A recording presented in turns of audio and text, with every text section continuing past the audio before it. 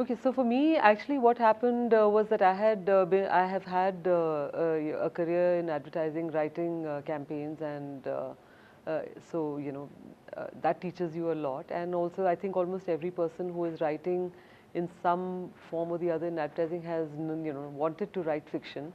And I was also writing short stories, but I had absolutely no desire to be published.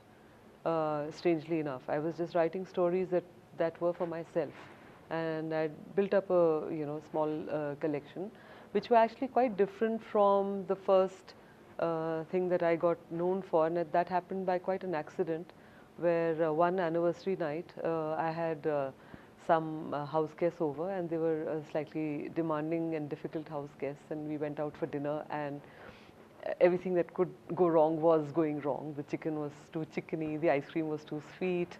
I came back and I thought to myself, surely there has to be more romance to life on an anniversary than this. And at that point in time, I'd been getting these mails from friends telling me about this contest by Harlequin, that they were looking for the first Indian author to write for Mills and Boon, which is a well-known series of books that generations of women around the world have grown up on.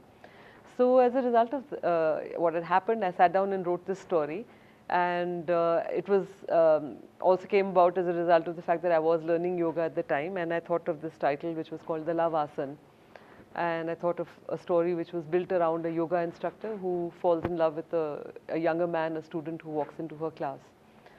So and I still write pen on paper. I like to write by hand. So I wrote that story and was speaking with a friend later that night and saying, what on earth am I going to do? Because for me, the difficult part is not writing, because I have no clue how long that is even. I just have tons of paper that is there. And she said, don't worry, we just read it out on the phone, and we'll do it. And we had a lot of fun. I kept reading it out, and we were giggling over things and saying, really, do you want him in khaki pants? Are you sure? Do you want them linen? I said, yeah. And we was kind of just getting into that whole girl groove and enjoying the process. So I wrote that story off. It was a pretty, I thought it was a pretty interesting and a pretty steamy story, not expecting anything to come of it. And the next thing I knew, a couple of days later, I started getting calls saying, "Can you come down to Bombay? You made it to the shortlist," and so on. And anyway, to cut a long story short, I went there and found that from a whole lot of people who had entered, I'd ended up winning this contest and become this first Indian Mills and Boon author, which actually didn't really come with, it didn't come with a contract. It came with the fact that you won the contest and your short story was going to be published. So then began actually a very interesting period of a whole lot of interest being generated in the fact that now there was going to be a Mills and Boon that would come out, which had Indian characters and an Indian storyline.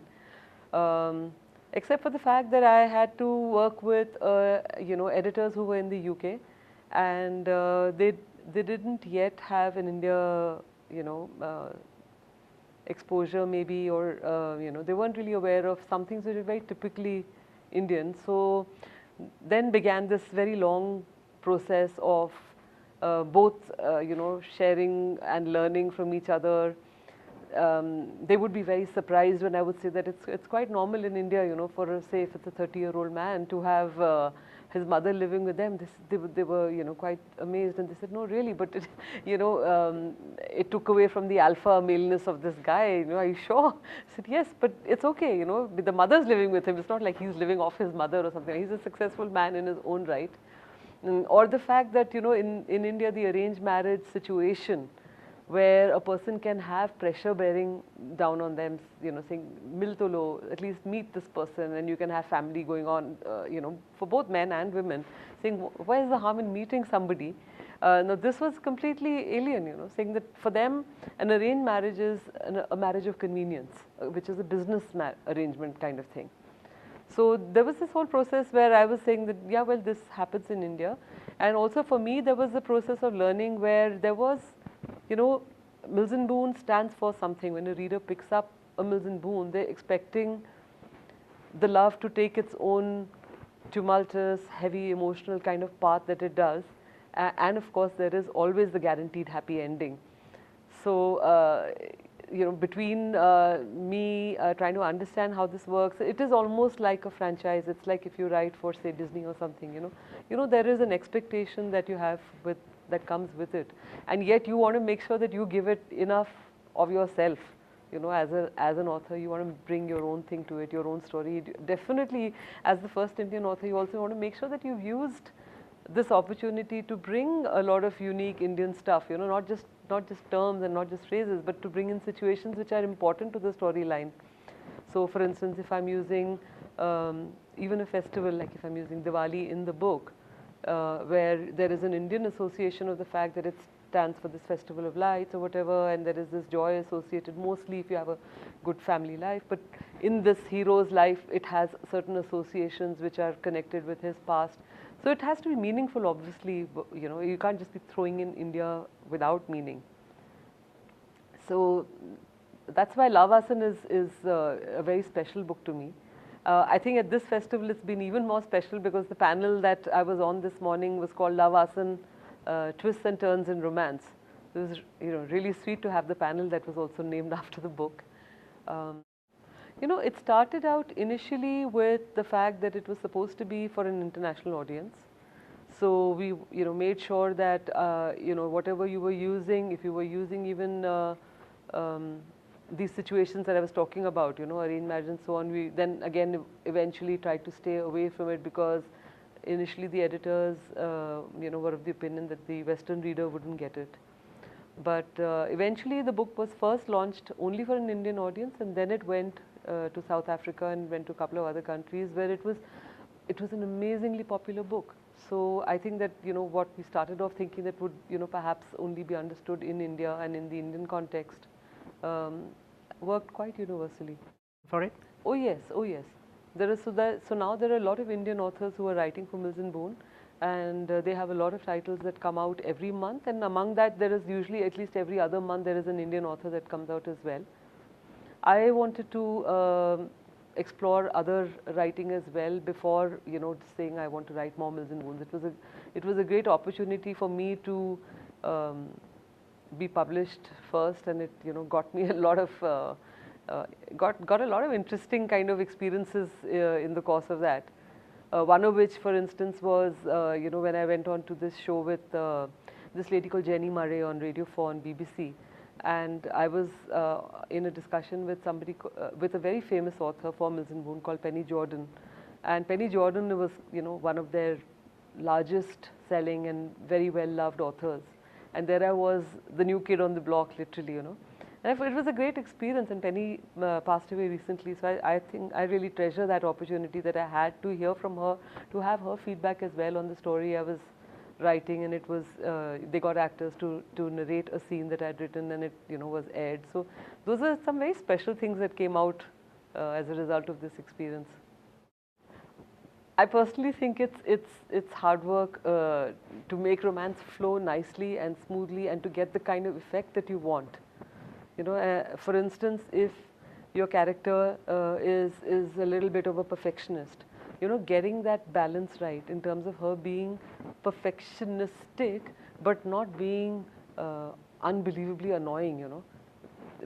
Or for instance, you know, to write a romance which is really making you go through the highs and lows of the male and female protagonists, you've really got to get into people who, you know, if things are all smooth sailing, then you really don't have a story. So you've got to have what is holding them back, what is holding these two people back from being with each other.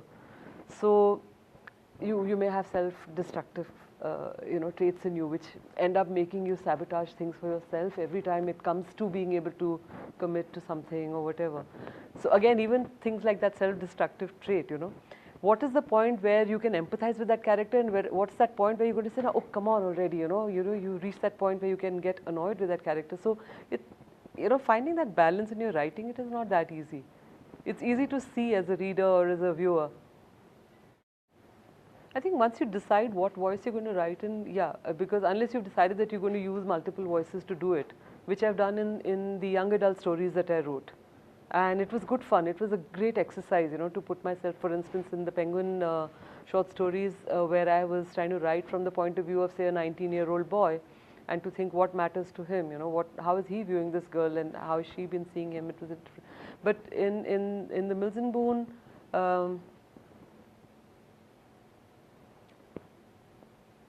it is easier to write in a woman's voice, and I think that the majority of readers are women, so it makes sense to do that. Of course, there's plenty troubling him, which is why he's, most of it is lack of communication also, and various fears and various baggage that you've, got, and which could be baggage from childhood or from past relationships, commitment, phobic attitudes, whatever the backstory of the character. In the Mills and Moon that I wrote, I also used the man's voice in bits. It was a useful thing to do, because I think it's important to realize that it's not just the fact that the man is a cool, chilled out person and it's the woman who's got issues. They both have issues, which is why they're not able to come together, and which is why you have a story to tell. I'll only say this, the current one I'm working on, my working title is called The Love Raga, and it's about a girl who is coming from a very, very strong musical background, and in her case, music is something that she turns to all the time. As in the Love Asan, the character was a person who was very, for her yoga was everything. It was her go-to thing every time there was something that she couldn't deal with, and it was what had sustained her. Similarly, here there is this girl who is very heavily into the music that she's grown up with, and the way she wants to work with it. And I find that if there is a character who has passions other than, just something which is work, I can connect much better with writing that kind of person.